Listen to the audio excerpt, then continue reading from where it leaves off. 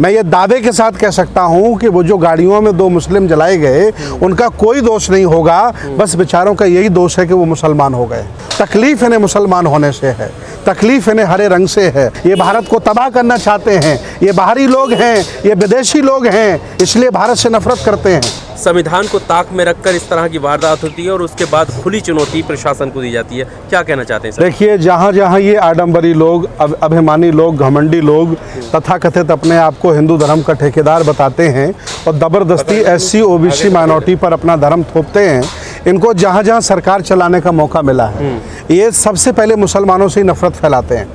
मैं ये दावे के साथ कह सकता हूँ कि वो जो गाड़ियों में 2 मुस्लिम जलाए गए उनका कोई दोष नहीं होगा, बस बेचारों का यही दोष है कि वो मुसलमान हो गए। इसके अलावा कोई दोष नहीं उनका हो सकता है। ये 80-20 करके चुनाव जीत ले रहे हैं, SC OBC को लोग पटा ले रहे हैं। ये लोग पागल लोग हैं, इनके समझ में आता नहीं कि कहाँ वोट डालना चाहिए, और मुसलमानों से भय दिखा दे करके। देखिए, मुसलमान तो देश से जाने वाले नहीं है, ना उनका ये कुछ कर सकते हैं। 20 करोड़ मुसलमान हैं, लेकिन हाँ, पैसे वाला मुसलमानों से अपनी बेटी भी दे देते हैं। ये बड़े होशियार लोग हैं।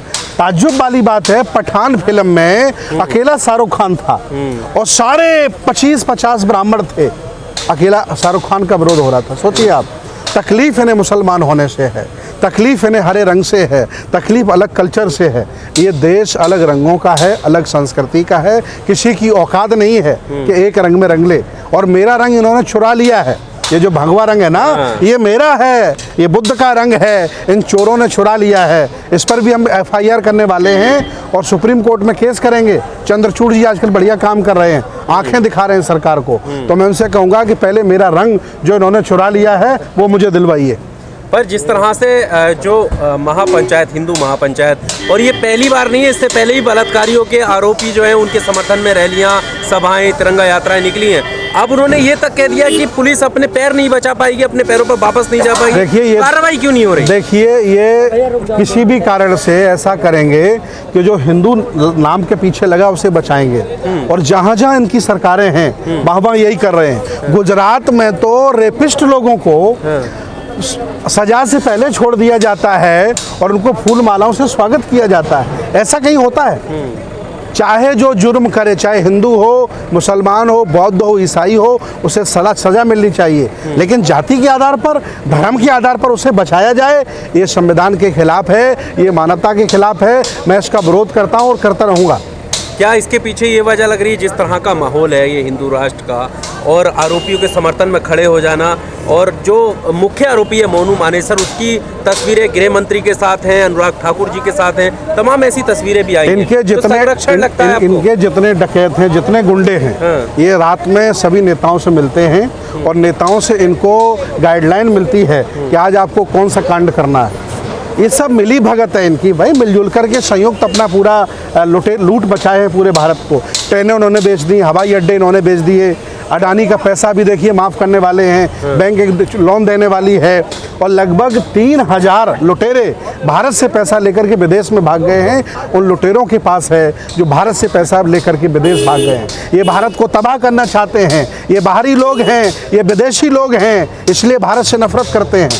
ये अपनी मिट्टी को, इस भारत की मिट्टी को ये अपनी मिट्टी नहीं मानते हैं, ये अपने आप को विदेशी कहते हैं, इसलिए भारत से नफरत करते हैं। हाँ, विदेशी कहते हैं, वो तो ये कहते हैं ना कि हमीर 8 किताबों में लिखा है कि ये आ रहे हैं और ये बाहर से आए हैं।